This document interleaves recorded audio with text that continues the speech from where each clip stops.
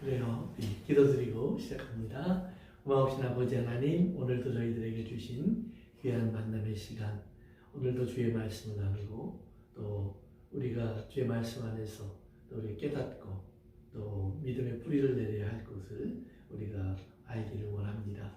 아버지 하나님, 특별히 마지막 때를 볼 줄 아는 지혜와 눈을 우리에게 허락하시고 그 깨달음을 통해서 또 우리가 어떤 삶을 살아야 하는지를 알게 하옵소서.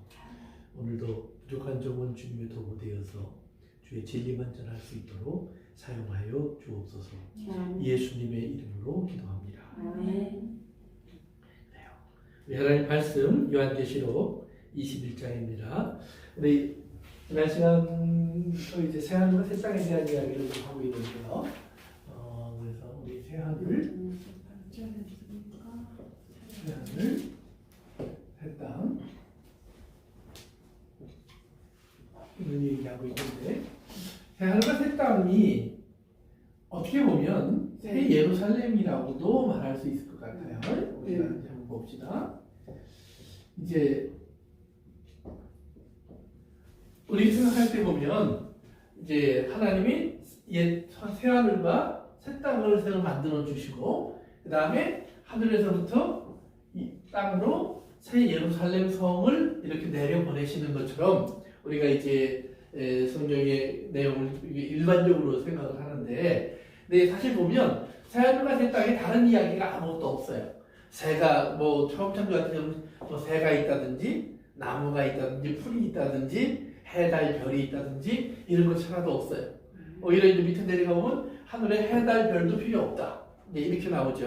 왜? 예수님이 직접 밝은 하나님의 빛이 되신다. 뭐 이런 식으로 이제 얘기를 하셨단 말이에요. 그리고 두 번째로 우리 생각해 볼 것은 새하늘과 새 땅을 이야기하고 새 예루살렘 성을 얘기하는데, 이제 밑에 내려가서 보시면 성 안으로 들어가는 사람들과 들어가지 못하는 사람들이 이제 나와요.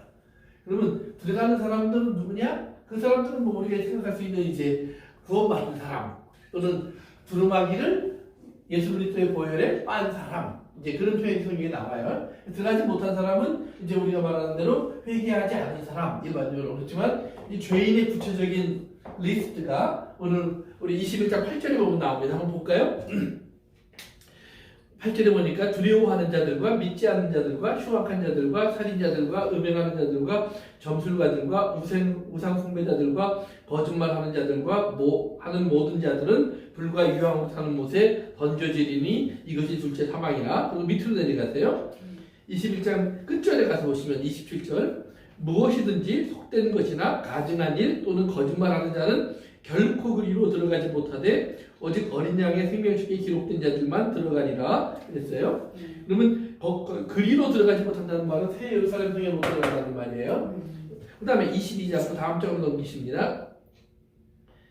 22장 14절과 15절에 가서 보시면, 자기 두루마기를 빠는 자들은 복이 있으니 이는 그들이 생명나무에 나아가며 문들을 통하여 성에 들어갈 권세를 받았다. 이렇게 나와요. 그러니까 들어갈 수 있는 자의 얘기를 하는 거예요. 두루마기를 빠는 사람. 그런데 15절에 보면 개들과 점술가들과 음행하는 자들과 살인자들과 우상 숭배자들과 및 거짓말을 좋아하며 지어내는 자는 다 성 밖에 있다.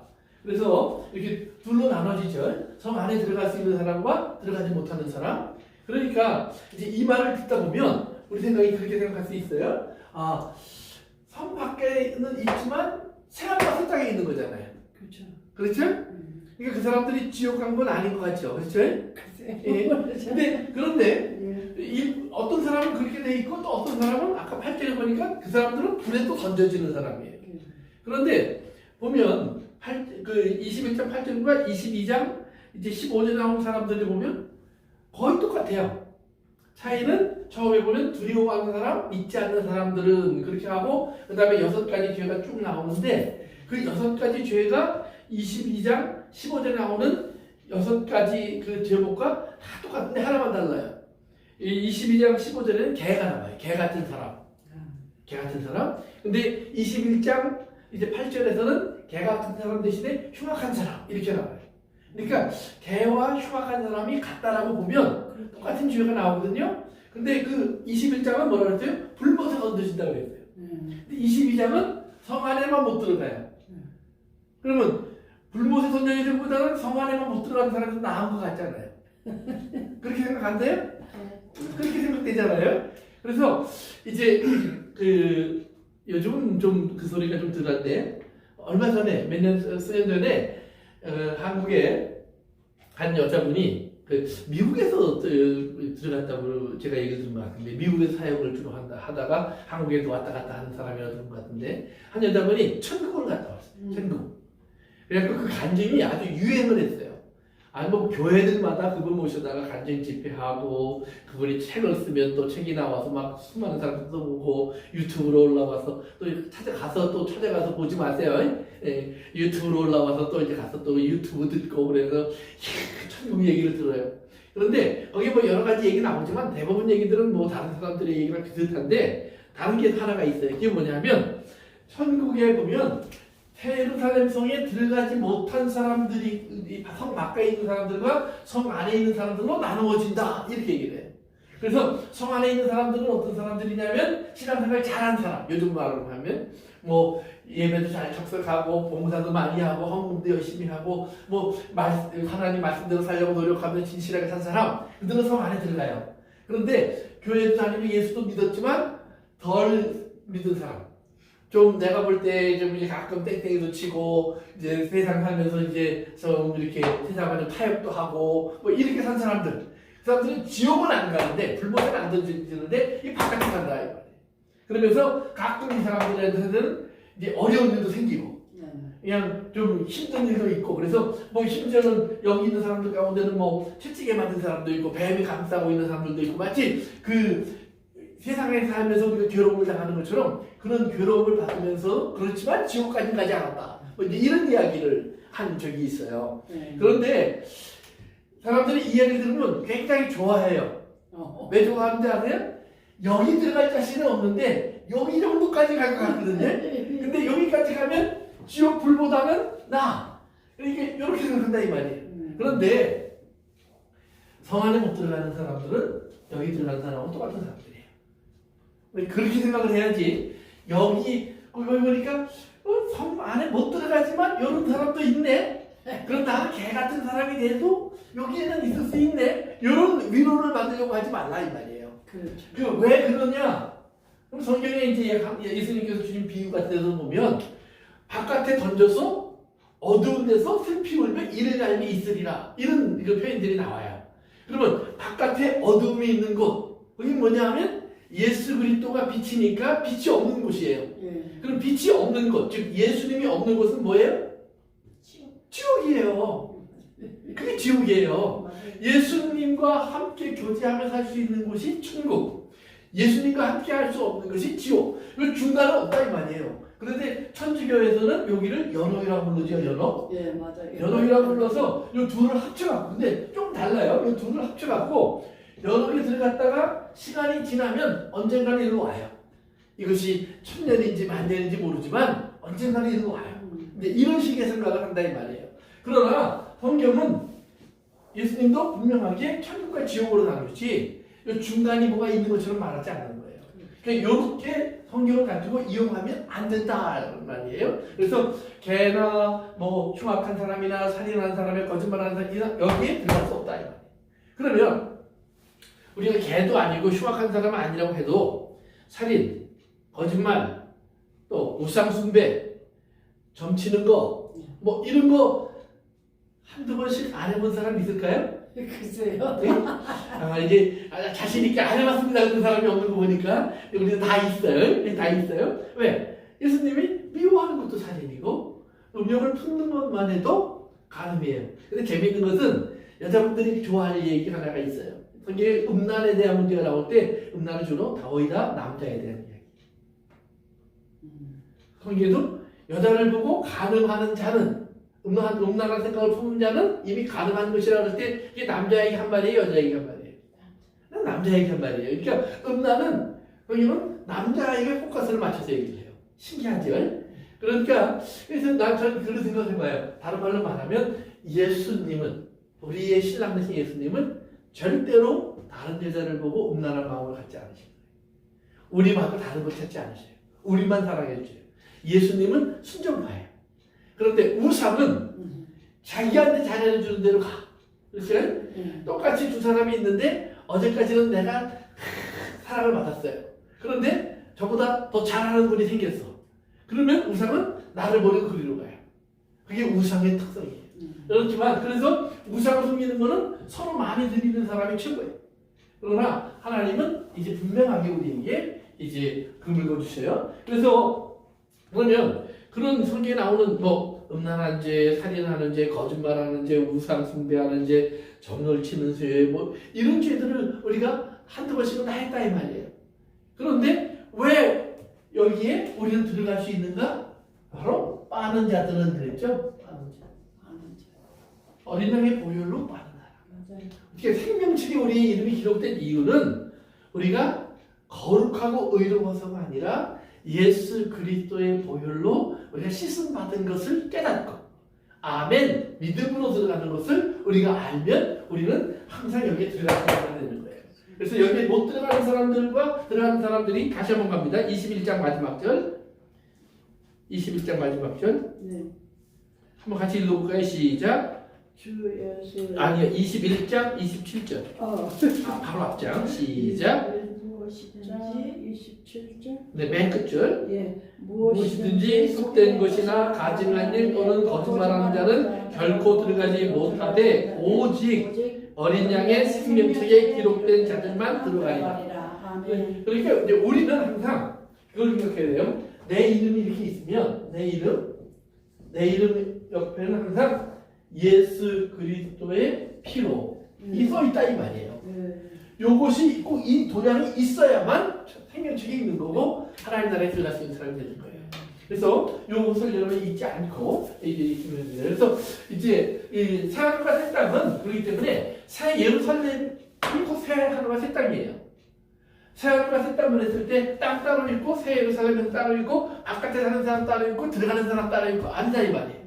새 예루살렘 성에 들어가는 사람들만이 새 하늘과 새 땅에 사는 사람들이고 새 하늘과 새 땅에 사는 사람들은 모두가 예수 그리스도의 보혈로 구원함을 얻은 사람들이라는 사실을 꼭 여러분 기억해 주시면 되겠습니다. 그러면 이제 성경을 보면서 여러분이 두 번째로 생각해 보야 될 것이 있는데 새 하늘과 새 땅을 얘기할 때 이제 성경은 처음 창조와 다른 얘기를 한다고 그랬어요. 처음 창조는 하나님이 하늘과 땅을 구분하시는 이야기, 물과 땅을 구분하시는 이야기, 그 다음에 채우시는 이야기, 이런 것들로 해서 일월성신, 그 다음에 온갖 짐승, 새, 물고기, 이런 모든 것들을 이야기해요. 그런데 새 하늘과 새 땅, 새 예루살렘 성을 얘기할 때는 그런 건 얘기 안 해요.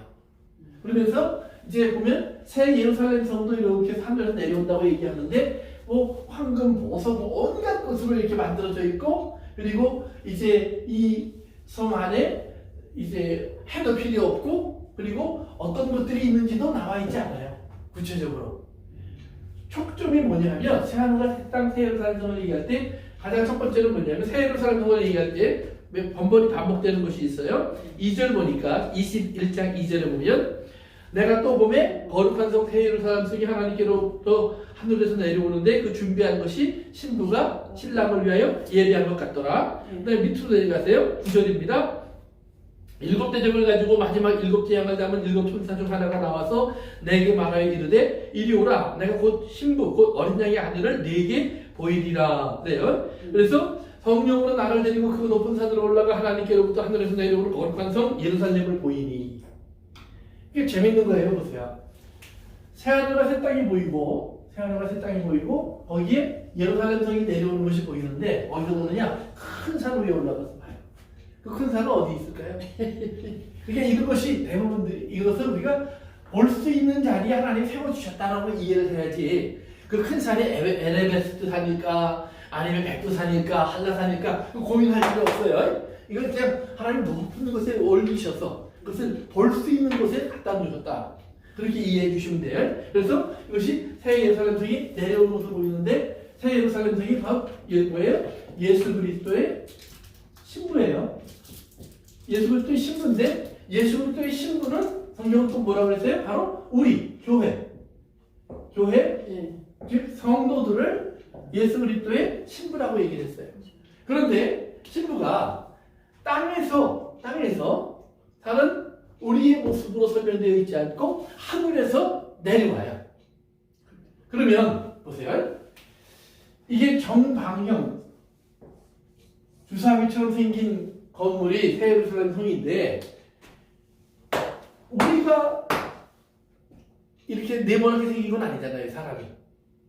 그러면 여기서 이게 네모나게 생긴 이 모습을 통해서 성경이 우리에게 가르쳐 주려고 하는 것은 무엇이냐면 이것이 사람들이 모여서 이렇게 주사위 같은 모양을 우리가 다 모여 똑똑히 주서 만든다 이런 것이 아니라 이미 하나님 앞에 하나님의 나라에 하나님의 계획 속에는 하나님의 예정 속에는 예정이라고 합시다. 하나님이 창세 때부터 만들어 놓으신 하나님의 예정 속에는 이런 완전한 하나님의 예수 그리스도의 신부된 완전한 어떤 모습의 존재가 있다라는 말이에요. 이건 이미 있는 거예요. 그래서 이것이 때가 되면 하늘에서 내려와요. 그런데 역사를 지나면서 창조부터 예수님의 재림까지 역사를 지나면서 하나님의 땅에 사람들 속에서 하나님의 구원의 역사를 이루어 가시면서 하나님의 교회와 그리고 하나님의 백성들을 만들어 가시는 역사를 이루어 가시면서 그 역사의 완성, 이것이 완전한 숫자가 채워지는 완성이 되면 이것이 나타나게 하신다 이 말이에요. 새 예루살렘 성의 완전한 모습이. 그러니까 새 예루살렘 성이 진짜 성일까? 아니면 이것도 상징적인 의미일까? 그는 그날 가보면 확실히 알 거예요. 왜냐하면 생각해 보세요. 이게 여기 성경에 보면 밑에 가보세요. 10 어디죠? 미안합니다. 잠깐만 전달합시다. 16절에 가서 보시면 이 성의 길이가 나오는데 12,000 스타디온, 12,000 스타디온, 12,000 스타디온이에요. 길이, 넓이, 높이가. 이게 12,000이라고 하면 여러분들이 이제 실감이 안 나겠지만 12,000 스타디온이라는 말은 뭐냐면 약 1,500마일이에요. 1,500마일. 1,500마일이니까 이 길이 이것을 1,500마일 곱하기 1,500마일 하면 이제 면적이 나오는데 높이 빼놓고 지금 면적이 나오는데 얼마큼이냐? 미국의 약 3분의 2. 미국 땅의 전체의 3분의 2 정도예요. 그러면 크긴 큰데 어느 나라 생각해보면 지구보다 작잖아요.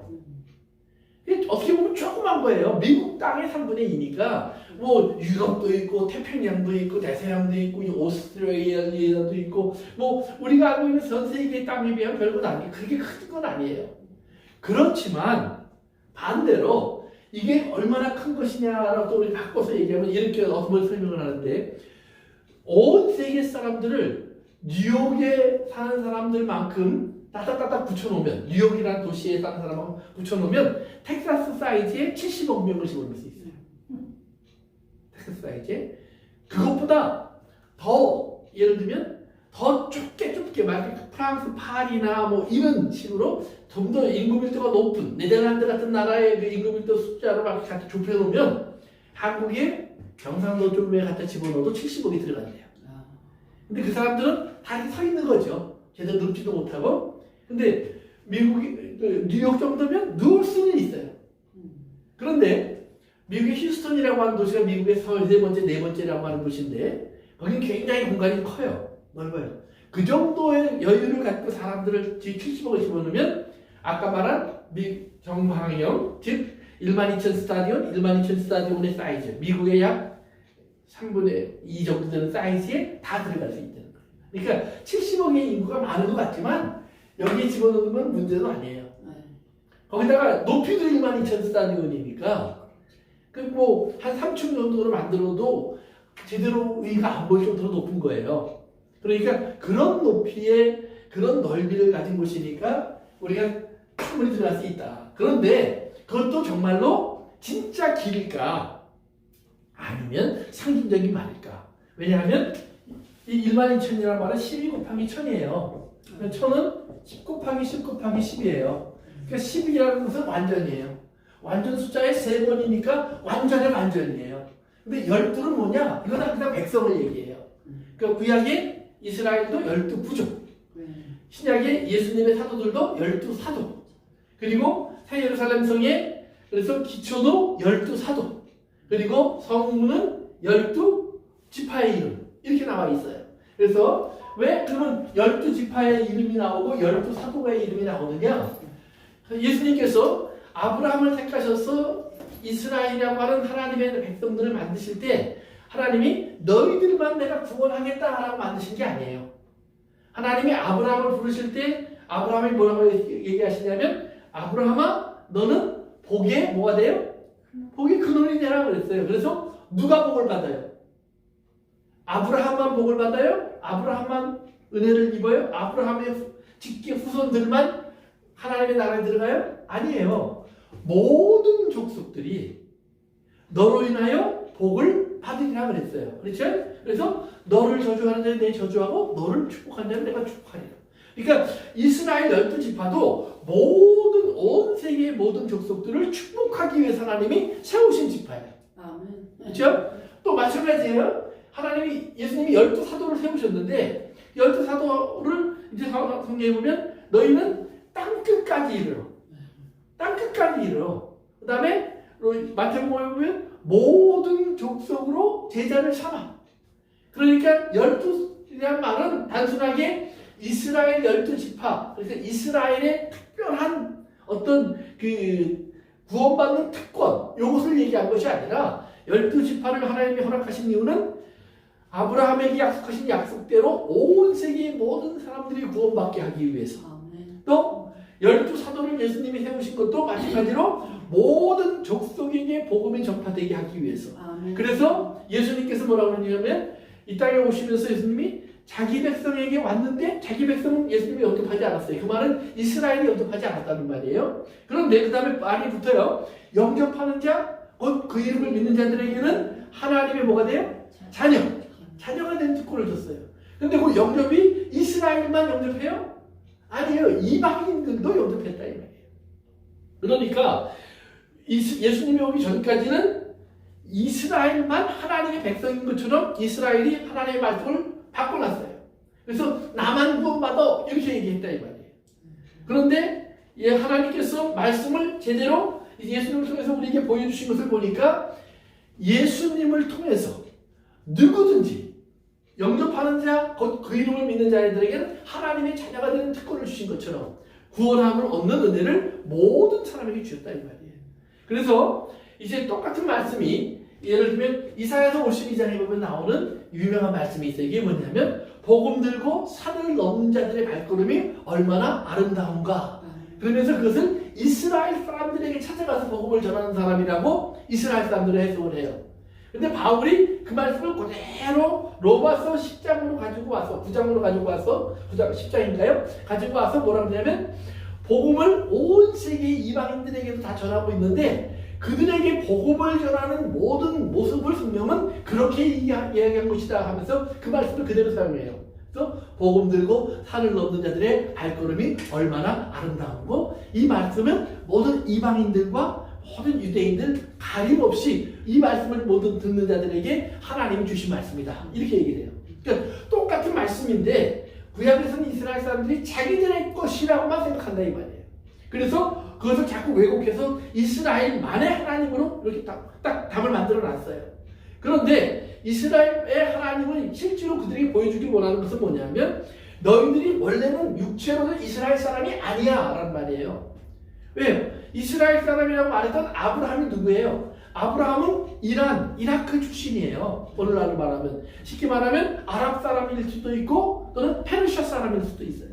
아랍 사람들이 페르시아 사람이랑 똑같다고 그러면 근데 싫어한다고 그래요. 또 페르시아 사람도 마찬가지래요. 그래서 이란 사람들한테 너희가 아랍 사람이니 그러면 굉장히 기분 나빠한대요. 말 조심하라고 이슬람 선교하는 분들이 얘기를 하더라고요. 절대로 다르다고 생각하고 산대요. 자기들은. 그래서 이제 이란하고 이라크가 싸우는 이유도 이란하고 사우디아라비아가 싸우는 이유도 우리는 달러 마치 일본과 한국처럼 그렇게 생각하고 살아간다는 거예요. 그러니까 그런데 어쨌든 간에 아브라함이 그쪽 출신이다 이 말이에요. 육체로는. 그런데 하나님이 아브라함을 육적인 출신에서 다 끊어버렸죠. 그리고 그에게 이제 자녀를 주시는데 자기가 그래도 또 결혼을 해갖고 애굽 여자에게서 아들을 낳으니까 하나님이 그건 아니야. 또 육체잖아요. 그러더니 약속된 아들을 말씀으로 주세요. 그래서 약속을 따라 말씀으로 난 자들만이 하나님의 자녀다. 이것이 로마서 9장, 10장, 11장에서 아브라함이 반복해서 하는 말이에요. 그러니까 바울이 반복해서 하는 말이에요. 또 예수님도 그래서 계속해서 육으로 난 것은 육이요 영으로 난 것은 영이니 내가 너에게 이르는 말이 영이요 생명이니라. 예수님 말씀도 아주 분명해요. 그러니까 예수님도 바울도 성경은 이스라엘이 누구냐를 얘기할 때 우리가 알고 있는 육체적인 전통을 따라 내려온 이스라엘이 이스라엘이냐? 아니다. 진짜 이스라엘은 이스라엘이라고 하는 사람들 속에서도 그들이 뭐예요? 하나님에 의해서 남겨짐을 받은 은혜를 입은 사람, 긍휼함을 입은 사람만이 이스라엘이고, 또 마찬가지로 하나님은 온 세계의 모든 사람들에게도 이제 하나님의 은혜와 복음을 주셔서 그들로 예수 그리스도를 믿고 물과 성령으로 거듭나면 다 하나님의 자녀가 되는 권세를 똑같이 받는다 이 말이에요. 그래서 물과 성령으로 거듭난 사람들을 이렇게 딱 갖다 놨는데 출신이 원래 이스라엘 사람이면 유대인들이면 여기에 하나 더 붙어요. 이걸 귀족. 그리고 한국에서 태어난 사람이 예수를 믿어서 물과 성령을 거듭나면 서자. 이거 아니다 이 말이에요. 하나님 안에서는 적자도 없고 서자도 없어요. 귀족도 없고 상놈도 없어요. 양반도 없고 또 평민도 없어요. 모두가 예수 그리스도 안에서 같은 하나님의 한 영으로 한 말씀으로 같은 은혜로 거듭난 구원받은 사람이 있을 뿐이에요. 이것을 여러분이 철저히 기억하셔야 된다 이 말이에요. 그래서 우리의 신앙생활이 그렇기 때문에 잘못하면 나도 예수 믿고 난 다음에는 또 괜히 내가 또 옛날 이스라엘 사람들이 특권 의식을 가졌던 것처럼 특권 의식을 가질 수 있어요. 이제 나는 내 다음에 믿는 사람들보다 내가 더 열심히 믿었고 더 오래 믿었으니까 이런 생각할 수도 있고요. 또 같이 믿는 사람들 중에서도 이스라엘 사람들 중에 바리새인들과 이스라엘 사람들이 갈라지는 것처럼 제사장과 평민들이 갈라지는 것처럼 괜히 그런 분열을 우리가 생각해 볼 수 있다 이 말이에요. 그런데 아니라는 사실이에요. 하나님은 우리 모두를 왕 같은 제사장, 우리 모두를 하나님의 자녀, 우리 모두를 하나님의 나라를 유산으로 상속받을 자. 그러니까 모두를 얘기하셨지 하나님은 그 중에 누구만, 그 중에 어떤 사람만 이런 얘기 안 하셨다. 그러니까 우리가 이런 오해와 이런 차별과 이런 분열을 만들려고 하는 잘못된 이야기, 잘못된 가르침에서 우리가 마음을 뺏기지 말고 우리 믿음을 항상 지킬 수 있는 여러분들과 제가 될 수 있기 바랍니다. 그래서 다시 우리 요한계시록 21장으로 들어갑니다. 그래서 새 하늘과 새 땅을 보니 처음 하늘과 처음 땅은 없어져요. 처음 것들이 없어져요. 근데 그 처음 것들 이후에는 땅과 하늘과 바다예요. 그런데 이제 아래로 내려가면서 또 없어지는 것들이 나옵니다. 계속해서 내려가 보세요. 4절에 가서 보세요. 모든 눈물을 그늘에서 닦아주시니 다시는 뭐가 없어요? 사망이 없고 애통하는 것이나 곡하는 것이나 아픈 것이 다시 있지 아니하리니 뭐가 다 지나갔어요? 처음 것들이 지나갔어요. 그러니까 처음에 첫째는 하늘, 땅 없어졌어요. 그 다음에 두 번째로 사망이 없어지면서 아픔, 곡하는 것 이것들이 다 없어졌어요. 그러니까 왜 그러면 이걸 다 처음이라고 얘기를 하느냐? 그것은 창세기를 통해서 우리가 알 수 있는 것이 뭐냐면 아픔이나 곡하는 것이나 사망이 언제 들어왔어요? 처음 땅으로 들어왔어요. 처음 하늘 아래로 들어왔어요. 처음 이 땅에 하나님 주신 에덴 동산 안으로 그것이 찾아 들어왔다 이 말이에요. 그 전까지는 없었어요. 그러나 그때 들어와서 계속해서 있는 거예요. 그런데 예수님께서 이제 뭐라 그래요? 그런 것들이 다 이제는 지나갔다 그래요. 그 다음에 또 밑으로 갔어요. 쭉 내려가시면 이제 6절에 내려가 보세요. 또 내게 말씀하시되 다 이루었도다. 나는 알파와 오메가요 처음과 마지막이라 내가 생명수 샘물을 목마른 자에게 값없이 주시니. 그래서 생명수라는 말이 나와요. 생명수. 에덴 동산에도 강물이 있었어요. 근데 그 강물은 더 이상 생명수가 아니에요. 그러나 예수 그리스도 안에는 이제는 생명수가 있어요. 그때 어떤 사람이 지금 우리도 생명수가 있잖아요. 우리도 생명수를 받았잖아요. 예수님이 내 피를 마셔라 그래서 또 성령님이 오셔서 우리 안에서 은혜의 강물이 터지게 하시고 성령의 강물이 흘러나가게 하셨잖아요. 맞아요. 그렇기 때문에 우리는 더 이상 옛 것이 아니에요. 새 것을 가지잖아요. 그래서 지난번에 말씀드린 것처럼 해 아래 새 것이 없지만 하나님은 예수님을 통해서 새 것을 이 땅에 만드셨어요. 창조하셨어요. 하나님이 창조하신 새 것의 모습이 누구냐? 다 구원받은 사람들을 하나님은 새로운 창조라고 얘기하셨어요. 그러면 새로운 창조를 위해서 하나님이 가장 먼저 우리 속에서 하신 것이 뭐냐? 생물이 솟아나게 하는 거예요. 생명수, 새 것을 주실 거예요. 또 밑으로 내려갑니다. 밑으로 내려가시면 이제 9절에 보시면 어린 양의 신부 얘기가 나와요. 어린 양의 신부.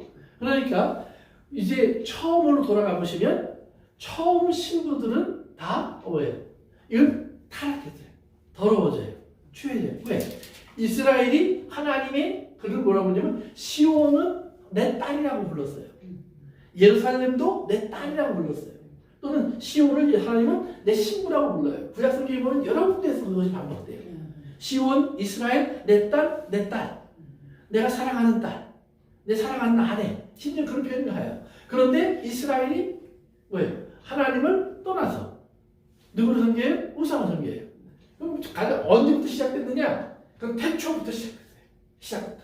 그러니까 하나님 이스라엘로 드러나게 하신 것이 언제냐?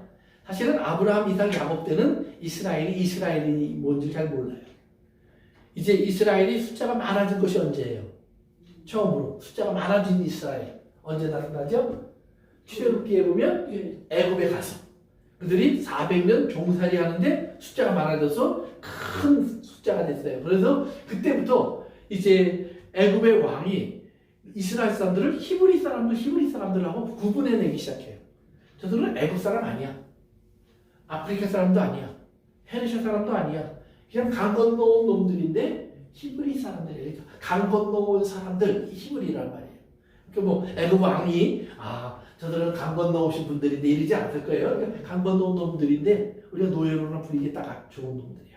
이런 식으로 그들을 취급했다 이 말이에요. 그들을 한 그룹으로 보기 시작하는 거예요. 그런데 그들을 그렇게 취급하면서 천한 자로 노예로 나그네처럼 부려먹기만 하고 있는데 하나님이 그들을 내 거야 하기 시작한다 이 말이에요.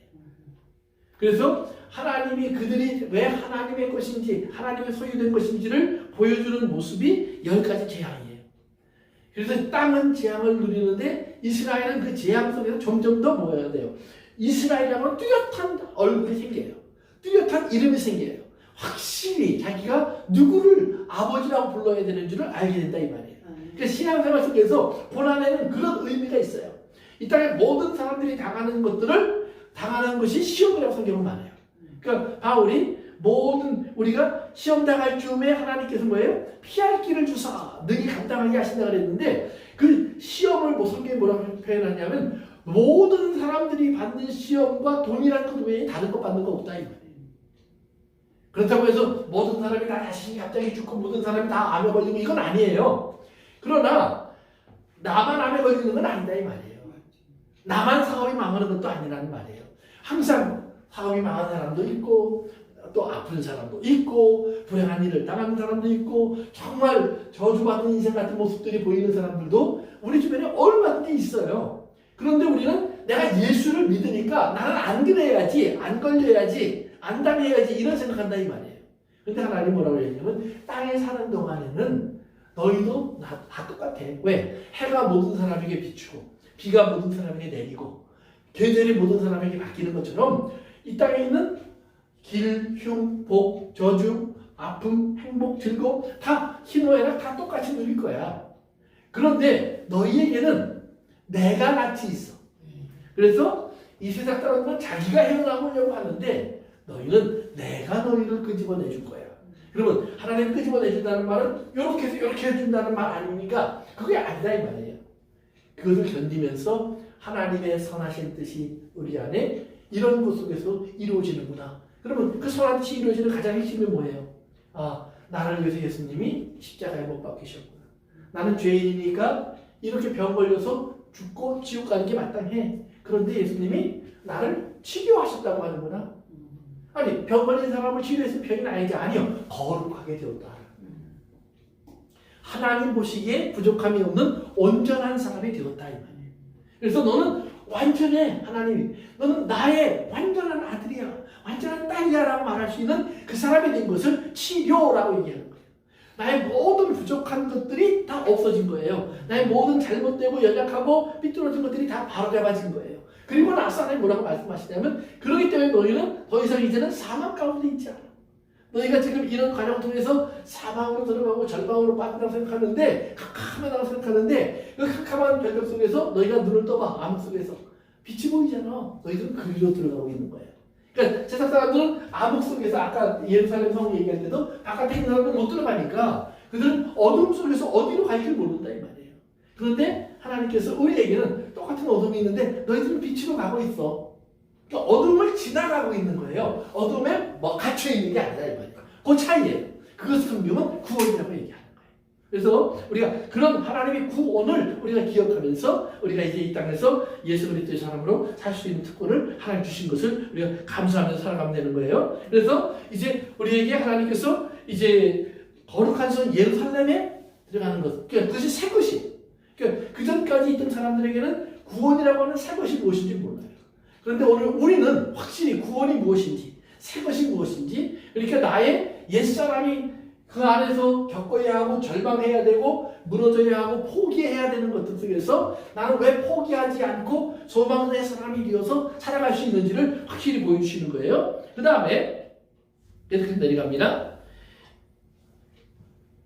21절 밑부분으로 내려가시면은요, 이제 22절에 보세요. 성 안에서 내가 성전을 보지 못하였으니 이는 주 하나님 곧 전능하신 이와 및 어린 양이 그 성전이십니다.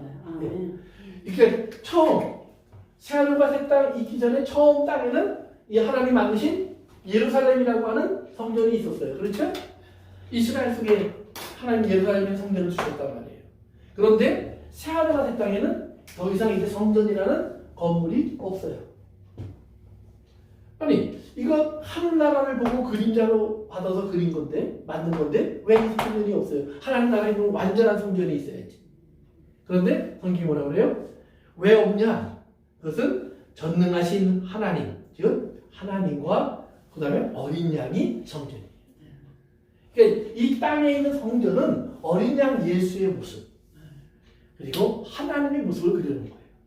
즉 하나님의 모습을 왜 이렇게 꽁꽁 숨겨져 있는 장막을 치고 그 다음에 집을 천막을 만들고 그것도 사중으로 덮고 그 안에 또 방을 둘로 나누어서 앞과 뒤로 나누어서 뒤에는 함부로 들어가지도 못하게 그렇게 만들어 놓고 하나님은 거기서 내가 너희를 만나고 말하리라고 말씀하셨을까? 그렇게 들어가기 어려운데 만들어 놓고 그 이유가 뭐예요? 하나님이 거룩하시니까. 그러니까 지금은 우리가 나갈 수 없는 거룩의 한계에 있어요. 왜? 우리 안에 있는 죄 때문에. 그런데 예수님이 딱 오시고 나니까 그 하나님과 우리 사이에 막혀있던 담을 확 열어버리시는 거예요. 왜? 그것은 예수님의 보혈로 말미암아 이제 더 이상 우리가 하나님의 거룩에 나갈 수 없던 죄인의 모습을 이제는 씻어냈기 때문에 이제 하나님께 나아갈 수 있는 자가 되었기 때문에 나아갈 수 있는 특권을 얻게 됐다는 말을 하시는 거예요. 그래서 성전이 옛 성전이 없어요. 더 이상 새 것이 이제 만들어졌어요. 새 것은 원래 성전이에요. 그것은 예수님이에요. 그러니까 우리가 예수님을 만난다라는 말은 하늘나라에서 새 하나님에서 예수님과 함께하는 것은 뭐냐? 지금 우리가 성령 안에서 우리 안에 예수님과 함께 있는 것과 똑같은 거예요. 그러니까 지금 우리 안에 있는 예수님의 그 계심을 인해서 사도 바울은 뭐냐면 내 몸이 성전인 것을 알지 못하느냐는 거죠. 그러니까 우리 몸이 성전인 이유는 이 안에 예수님이 계시기 때문이에요. 그렇죠. 하나님이 계시기 때문에. 그러니까 하나님이 여기도 계시고 여기도 계시는 거예요. 그러니까 1만 2천 스타디온이 정말로 길고 크고 높은 건물일 것이냐 아니냐? 그건 크게 문제되지 않는다 이 말이에요. 중요한 것은 하나님이 계시면 성전, 하나님이 안 계시면 성전이 아닌 거예요. 그러면 성전이 있는 곳이면 새 예루살렘 성, 그 하나님이 계신 곳이에요. 그러니까 우리가 새 예루살렘 성과 같은 사람들이에요. 그러면 우리가 새 예루살렘 성과 같은 사람들이니까 성경이 뭐라 하냐면 서로 연결되어서 이것이 하나인 것을 보여라는 말이에요. 성이 무너져 있는 모습, 성이 쓰러져 있는 모습 이런 것은 온전한 새 예루살렘 성이 아니니까 온전한 새 예루살렘 성을 보이기 위해서 서로 이렇게 잘 연결하고 있어라. 그래서 서로 잘 연결하고 그리스도의 사람으로 살아가는 그 모습을 성경은 우리가 뭐라고 그러냐면 그것이 경건한 사람 또는 의로운 사람 또는 거룩한 사람 이렇게 얘기를 해주는 거예요. 그래서 이 새하늘과 새 땅을 바라보는 사람들을 베드로 후서 3장으로 한번 가보세요. 베드로 후서 3장.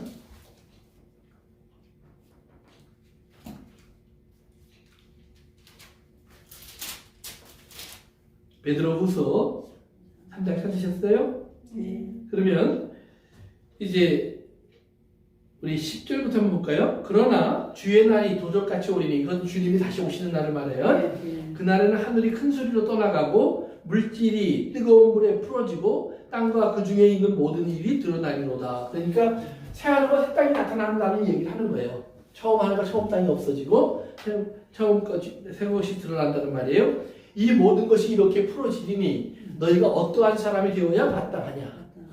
그래서 뭐라고 그랬어요? 거룩한 행실과 경건함으로 하나님의 날이 임하기를 바라보고 간절히 사모하라.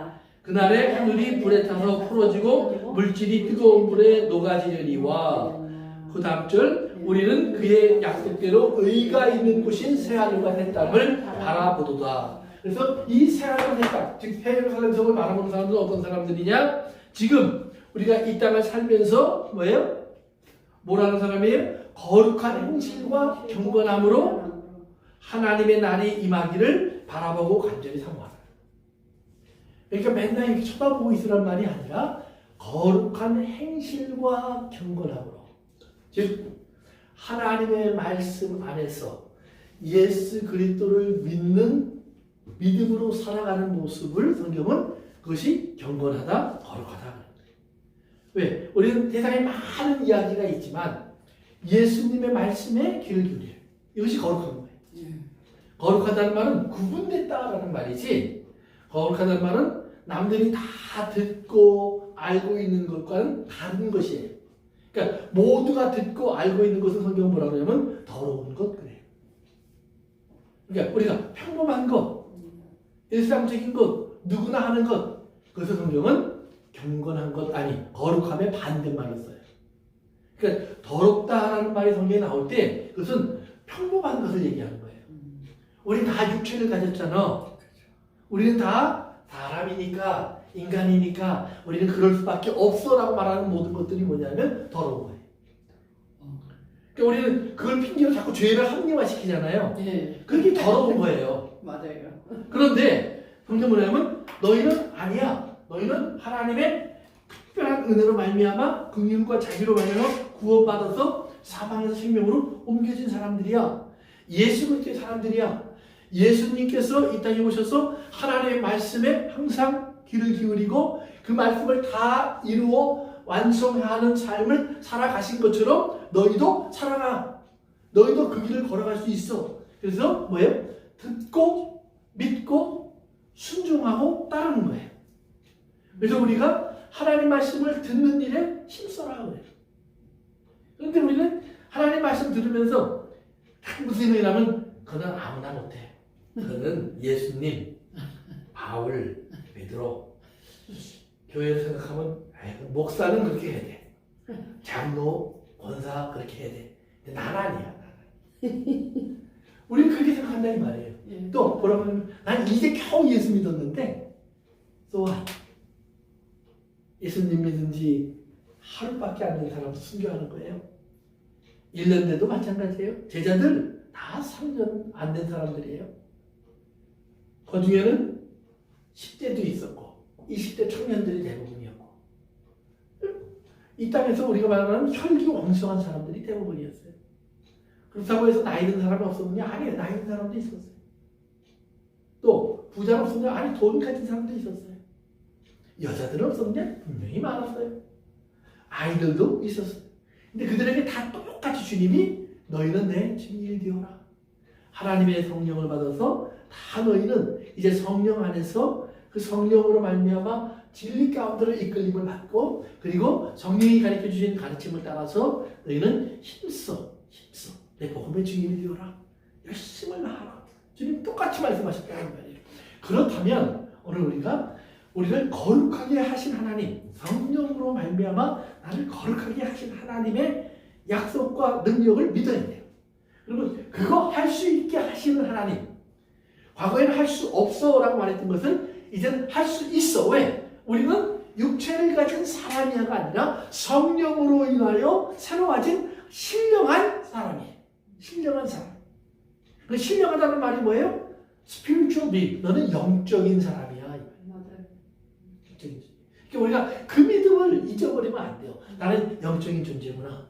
나는 신령하구나. 그렇기 때문에 이 땅 사람들이 갖고 있지 않은 무언가를 갖고 있어요. 그게 뭐냐? 성령의 능력으로, 성령이 주시는 은혜로, 성령이 알게 하시는 깨달음으로, 성령이 주시는 지혜로. 아멘. 그래서 성경은 뭐라고 얘기하면 지혜를 얻는 자는 생명나무를 얻는 거예요. 아멘. 잠언 3장에 나와요. 지혜는 사람에게 생명나무라. 그러니까 생명나무가 분명히 에덴 동산에 없어졌어요. 아담이 그거 먹고 싶어 다시 와도 하나님 문 안 열어주셨다 이 말이에요. 그런데 하나님 말씀을 주시면서 하나님 뭐라고 말씀하시냐면 지혜를 얻는 자는 생명나무를 가진 것이다. 그러면 오늘 우리에게 우리에게 주시는 지혜가 무엇인가 알아야 돼요. 그래서 잠언은 지혜를 뭐라고 정의하죠? 지혜는 하나님을 뭐 하는 거예요? 경외하는 거. 그렇죠? 하나님 살아계심을 알고, 하나님 어려움도 알고, 하나님 죄에 대한 무서움도 알고, 또한 하나님 우리를 사랑하시는 사랑도 알고, 우리를 용서하시는 자비와 긍휼도 알고, 이걸 다 아는 것을 성경은 지혜라고 말해요. 여러분, 지혜를 가진 사람은 어떻게 할까? 지혜를 가진 사람의 답은요, 하나님 말씀이 항상 정답이에요. 그들은 내가 생각할 때 더 좋은 길이 보여도 좋은 길을 보지 않는 거예요. 하나님 말씀이 이게 정답이야. 가다 보면 당신 틀림없이 요즘 우리가 바울 공부하지만 감옥에 갈 건데, 붙잡힐 건데, 죽을지도 모르는데, 그랬더니 바울이 죽는 거 아까우지 않은데, 괜찮은데, 난 죽을 수 있는데. 왜? 하나님 말씀이 이루어지는 길이라면 난 할 수 있어. 왜냐하면 그 말씀이 이루어지는 것이 천국이니까. 하나님 나라니까. 그러니까 육체로는 참 괴로운 일을 당하는데 이게 천국이에요. 하나님 나라예요. 그래서 다른 사람이 알 수 없는 무언가가 그의 가슴 안에 있다 이 말이에요. 그의 마음 안에 있다 이 말이에요. 하나님을 찬송하게 하고 기뻐하고 즐거워하라고 오히려 다른 사람에게 말할 수 있는 이유가 그 안에 있어요. 그 빌립보서 같은 골고사에서 이런 편지는 바울이 감옥에서 쓴 거예요. 그것도 사형을 기다리면서. 디모데에게 쓴 편지도 그가 죽을 날을 몇시 밖에 놓고 쓴 편지예요. 근데 거기 보면 나 좀 살려줘, 나 좀 어떻게 살려봐, 곧 죽을 것 같으니까, 저들이 나를 곧 사형 집행할 것 같으니까 빨리 어떤 수단을 좀 찾아봐. 아니에요. 네. 내가 빨리 가고 싶어. 난 그날이 기다려줘. 난 그래서 기쁘고 즐거워. 너희도 기뻐하고 즐거워해. 이 말을 계속해서 할 수 있는 이유가 거기에 있다 이 말이에요. 즉 성령 안에 있는 사람은 이 땅의 사람들과 다른 거룩함, 예수 그리스도 안에 있는 지식과 지혜를 가지고 있는 거예요. 예수님만이 알 수 있었던 일들을 우리도 알 수 있게 된다 이 말이에요. 그런데 이 과정 속에 보면 하나님 사용하시는 많은 것들이 있는데 그 중에 하나가 고난이에요.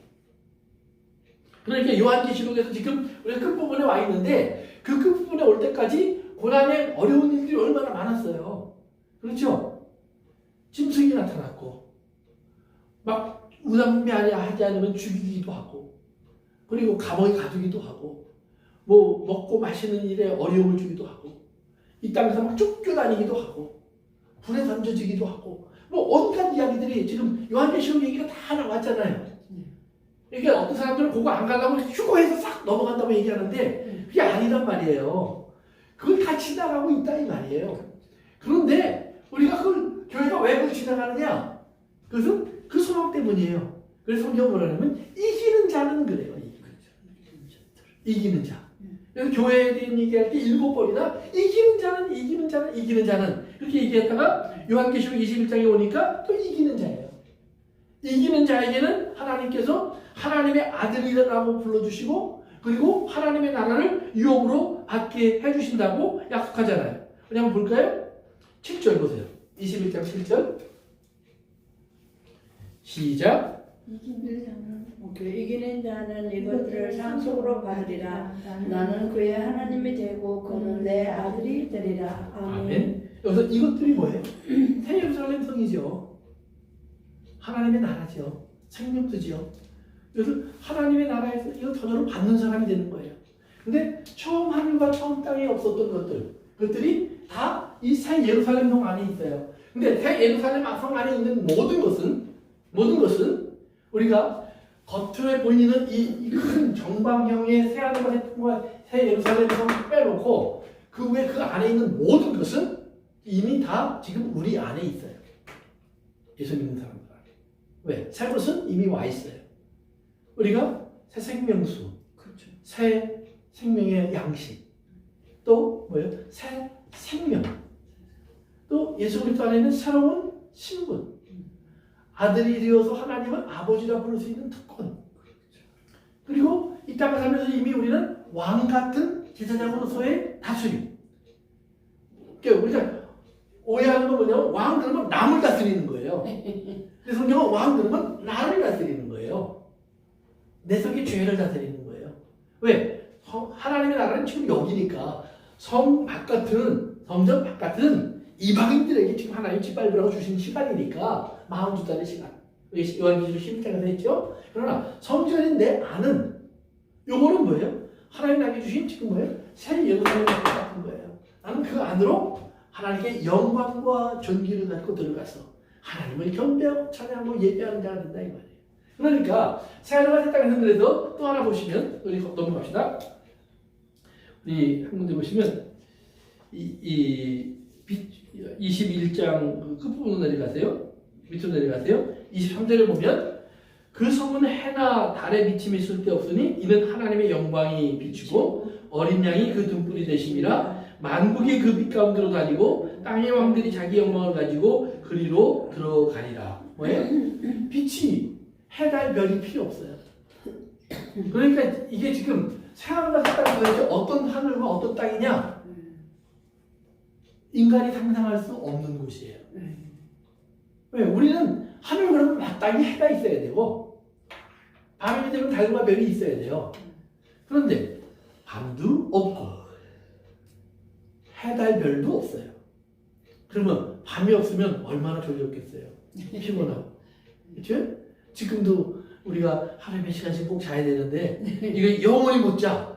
이런 끔찍한 일이 이게 도대체 얼마나 끔찍해요. 그런데 이걸 그렇게 생각하면 끔찍한 거지만 반대로 우리가 가장 낮에 즐거운 시간 해를 보면서 참 아름답고 오늘은 차를 타고 오는데 얼마나 단풍이 아름다운지 아마 오하이오 살면서 제일 누릴 수 있는 호화, 그냥 그 행복 중에 하나가 있는 것 같아요. 근데 이런 아름다운 걸 이렇게 보면서 참 아름답다. 근데 그렇게 느끼는 시간을 하나님이 항상 주신다 이 말이에요. 항상 주신다. 그것이 아이고 피곤한데 내가 어젯밤에 잠을 못 잤는데 이런 생각이 아니라 또 그냥 불면증 때문에 고생하고 있는데 이런 거 아니라 하나님 주시는 이런 아름다움 속에서. 그래서 사망도 없고 옛 하늘과 땅도 없고 바다도 없고. 바다가 왜 없다고 그랬죠? 오늘 얘기를 안 했으니까 한번. 바다가 왜 없다고 그랬죠? 바다는 구약성경에 보니까 짐승이 나오는 것이 항상 악한 자들, 우리가 뜻을 모르는 두려움의 대상이에요. 그러나 더 이상 바다가 없어요. 또 바다는 원래 땅이 그 바다 속에 있었어요. 그러니까 이 땅은 다 바다가 삼키려고 해요. 그러나 새하늘과 새 땅은 바다가 없어요. 원래 땅이에요. 그래서 그 완전한 것을 얘기한다고 말씀드렸었잖아요. 그래서 이제 사망이 없고 그 다음에 두 번째는 성전이 없고 우리는 성전을 만들어 놓고 거기가 성전인데 그러니까 지금도 성전은 뭐예요? 예배당은 성전이 아니에요. 우리가 예배드리기 위해서 모이면 그곳은 성전이에요. 또 우리 한 사람 한 사람의 마음도 성전이에요. 그러니까 우리가 예배드리기 위해서 모였을 때 그래서 우리 성전을 우리도 성전이라면 우리의 모임이 성전이라면 그 성전 안에서 우리는 다른 사람 거룩한 사람의 모습이 가장 잘 드러나야죠. 그래야만 하나님을 섬길 수 있어요. 여러분 성전 앞에 있는 사람은 어떤 것을 하느냐? 혹시 22장으로 넘어가 보세요. 22장 우리 3절 보세요. 시작.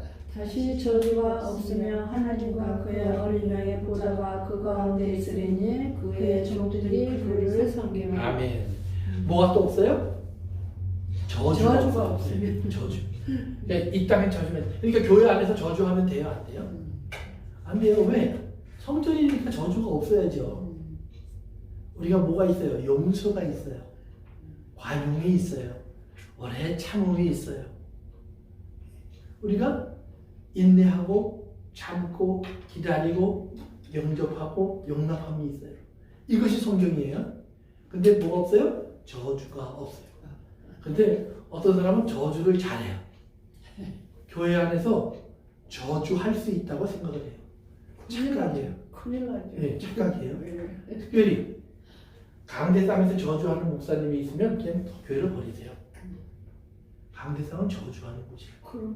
예. 맞아요. 저 기도하면서 저주하는 기도도 하지 말아요. 그럼요. 예. 하나님 받지 않는 기도예요. 그러니까 우리가 꼭 기억하세요. 저주가 없고, 그다음에 뭐냐? 어린 양의 보좌가 있어서 그 앞에 뭐예요? 종들은 섬기는 종들이. 그러니까 이게 새하늘과 새 땅에 들어간 사람들은 섬기는 사람들. 섬기는 사람. 그러니까 왕, 뭐 제사장, 레위 이럴 땐 좋은데 섬기는 사람 그러면 기분이 좀 나빠져요. 근데 그것도 누구를 섬겨야 돼요? 예수님을 섬기려면, 하나님 아버지를 섬기려면 눈에 보이는 아버지, 예수님을 섬기려면 눈에 보이는 형제들, 예수님을 섬기려면 눈에 보이는 교우들. 예수님처럼 하나님께서 성령을 주신 이유 중에 하나는 뭐예요? 우리가 선한 일을 할 수 있도록. 성령은 선한 일을 하게 하시는 거예요. 그럼 선한 일은 뭐냐? 자기에게 하는 일을 선하다고 안 그랬고, 예수님이 이 땅에 오셔서 다른 사람들에게 하신 모든 일을 선한 일을 하셨다 그래요, 성경이. 사도행전 10장에 나오죠. 고넬료의 집에서 이제 베드로가 설교하면서 하나님의 성령을 예수님의 기름 붓듯 하셔서 가는 곳마다 모든 사람에게 선한 일을 하게 하시고 그래요. 그러니까 우리에게서 성령님이 왔는데, 예수님에게 가셔서 선한 일을 하게 하신 성령님이 내게 오신 성령님은 나에게 좋은 일만 생겨라 그러고 있냐 이 말이에요. 그러니까 우리가 진짜 성령을 받은 사람은 기도할 때 하나님 내게 좋은 일을 주옵소서 이게 아니겠죠. 왜? 성령을 받은 사람은 이미 하나님의 아들이 되었고, 아까 얘기했죠. 하나님의 모든 것을, 이미 좋은 것을 기업으로 이미 받았어요. 받은 사람이니까 받은 사람이 해야 될 일은 뭐예요? 주는 일이죠. 그래서 지난 주일 우리 성경 본문에 나왔었죠. 사도행전에 사도 바울이 그래요. 주의 말씀에 이르기를 어떤 자가 복이 있어요? 주는 자가 받는 자보다 복이 있도다 하셨느니라. 근데 재밌는 거는 마태, 마가, 누가, 요한복음에 그 구절이 안 나와요. 그런데 베드로는 분명히 말해요. 바울은 주의 말씀에 이르시기를 그래요. 즉 예수님이 가르쳐준 말씀 중에 우리는 모르지만 바울 시대의 사람들은 알고 있었던 예수님의 이야기가 있단 말이에요. 왜? 베드로도 있었고 야고보도 있었고 요한도 있었고 다 있었으니까 그들이 알고 있던 이야기들 중에는 그 말이 있었다는 말이에요. 주는 자가 받는 자보다 복이 있다 하셨다. 근데 그것을 특별히 누구에게 얘기했느냐? 교회의 지도자들에게. 왜? 교회의 지도자들은 받는 일이 참 많아요. 누구에 비해서. 상대적으로. 그러니까 받는 일이 너무 익숙해져요. 당연한 것처럼. 그런데 자꾸 성경으로는 주는 자가 되어라. 받는 사람은 잘 줘야 돼요. 많이 받을수록 더 많이 줘야 돼요. 주는 일에 힘쓰셔야 돼요. 굉장히 중요한 거예요. 그렇다고 해서 그러면 목회자들만 아니에요. 또 성도들의 삶도 보면 미국에 사는 사람은요, 북한에 사는 사람보다 훨씬 더 많은 것을 받았어요. 지금 미국에 사는 사람들은 우크라이나에 사는 사람들보다 훨씬 더 많은 것을 받았어요. 그렇죠? 그렇다면 우리가 뭐 해야 돼요? 주는 일에 힘써야 돼요. 누구에게? 그들에게. 그러니까 우리가 참 우리의 삶 속에서 우리는 참 하나님께 나오면 달라고 할 게 참 많아요. 그런데 우리가 주는 일에 고민하지 않아요. 더 복된 일인데 더 복된 일을 안 하고 싶어요. 내가 복 받는 일만 하고 싶어요. 근데 하나님이 너에게 더 줄 것은 없다 그래요. 바울이 자기 고쳐달라고 하니까 하나님 뭐라고 그래요? 내 은혜가 네게 족하다. 아니 안 고쳐주면서 뭘 족하다고 그러세요. 난 모자라도 하려고 그러는데. 근데 바울이 그때 깨닫는 거예요. 아, 내가 달라고 하는 것이 아니라 주어야 하는 사람이 돼야 되는구나. 내가 무엇을 줄 수 있을까?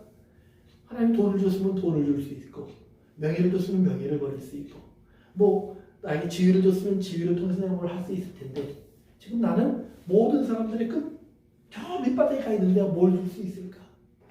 근데 보니까 내가 하루 일해서 밥 먹여줄 수 있는 사람도 있고, 내가 내 목숨을 다해서 말씀을 보여줄 수 있는 사람도 있고, 또 피곤하지만 또 일어나서 전해주면서 들려줄 수 있는 사람도 있고, 이렇게 주고 저렇게 주고 줄 수 있는 게 내게 참 많이 있구나.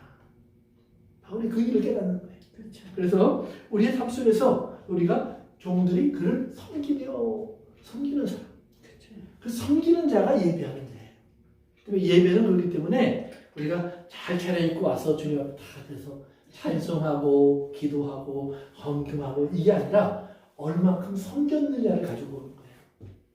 너 섬겼니? 너 섬기고 있니? 섬기러 왔니? 이 말을 물어보시는 거예요. 지금 예배하니? 섬기고 있니? 이 말이에요. 예배하는 그 자체가 섬김이에요. 아멘. 예배 전, 예배 후 섬김이에요.